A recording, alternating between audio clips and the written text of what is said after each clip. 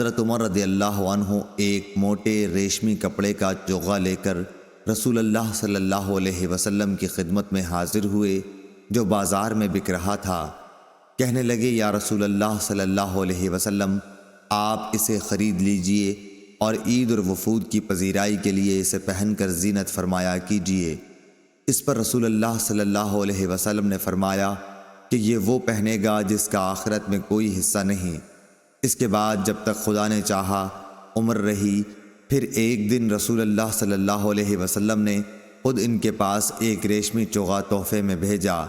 حضرت عمر رضی اللہ عنہ نے اسے لیے ہوئے آپ کی خدمت میں حاضر ہوئے اور کہا کہ یا رسول اللہ، آپ صلی اللہ علیہ وسلم نے تو یہ فرمایا کہ اس کو وہ پہنے گا جس کا آخرت میں کوئی حصہ نہیں، پھر آپ نے یہ میرے پاس کیوں بھیجا؟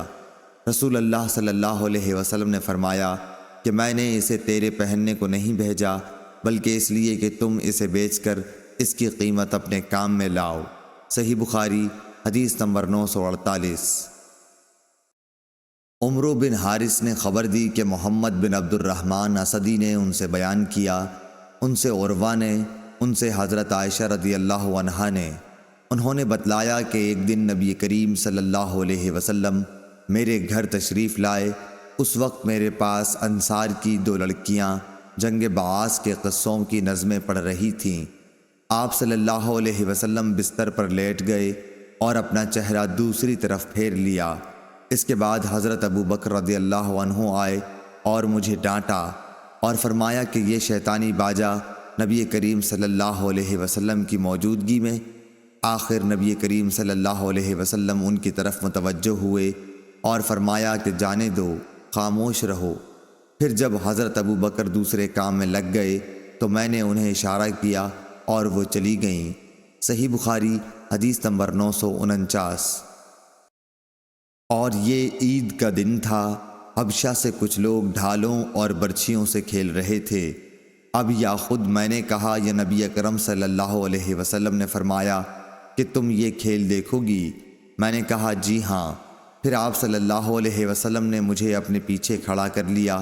میرا رخسار آپ کے رخسار پر تھا اور آپ فرما رہے تھے، کھیلو کھیلو اے بنی ارفدہ۔ یہ حبشہ لوگوں کا لقب تھا۔ پھر جب میں تھک گئی تو آپ صلی اللہ علیہ وسلم نے فرمایا بس؟ میں نے کہا جی ہاں۔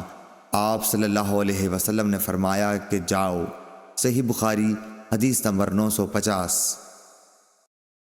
زبید بن حارث نے خبر دی، انہوں نے کہا کہ میں نے شعبی سے سنا، ان سے برا بن عازب رضی اللہ عنہ نے بیان کیا کہ میں نے نبی کریم صلی اللہ علیہ وسلم سے سنا، آپ صلی اللہ علیہ وسلم نے عید کے دن خطبہ دیتے ہوئے فرمایا کہ پہلا کام جو ہم آج کے دن عید الاضحیٰ میں کرتے ہیں یہ ہے کہ پہلے ہم نماز پڑھیں، پھر واپس آ کر قربانی کریں۔ جس نے اس طرح کیا وہ ہمارے طریق پر چلا۔ صحیح بخاری حدیث نمبر 951۔ ابو اسامہ نے بیان کیا، ان سے ہشام بن عروہ نے، ان سے ان کے باپ عروہ بن زبیر نے، ان سے حضرت عائشہ رضی اللہ عنہا نے۔ آپ نے بتلایا کہ حضرت ابو بکر رضی اللہ عنہ تشریف لائے تو میرے پاس انصار کی 2 لڑکیاں وہ اشعار گا رہی تھیں جو انصار نے بعاث کی جنگ کے موقع پر کہے تھے۔ حضرت عائشہ رضی اللہ عنہا نے کہا کہ یہ گانے والیاں نہیں تھیں۔ حضرت ابو بکر رضی اللہ عنہ نے فرمایا کہ رسول اللہ صلی اللہ علیہ وسلم کے گھر میں یہ شیطانی باجے اور یہ عید کا دن تھا۔ آخر رسول اللہ صلی اللہ علیہ وسلم نے حضرت ابو بکر سے فرمایا، اے ابو بکر، ہر قوم کی عید ہوتی ہے اور آج یہ ہماری عید ہے۔ صحیح بخاری حدیث نمبر 952۔ رسول کریم صلی اللہ علیہ وسلم عید الفطر کے دن نہ نکلتے جب تک کہ آپ صلی اللہ علیہ وسلم چند کھجوریں نہ کھا لیتے۔ اور مرجی بن رجا نے کہا کہ مجھ سے عبید اللہ بن ابی بکر نے بیان کیا، کہا کہ مجھ سے انس رضی اللہ عنہ نے نبی کریم صلی اللہ علیہ وسلم سے پھر یہی حدیث بیان کی کہ آپ طاق عدد کھجوریں کھاتے تھے۔ صحیح بخاری حدیث نمبر 953۔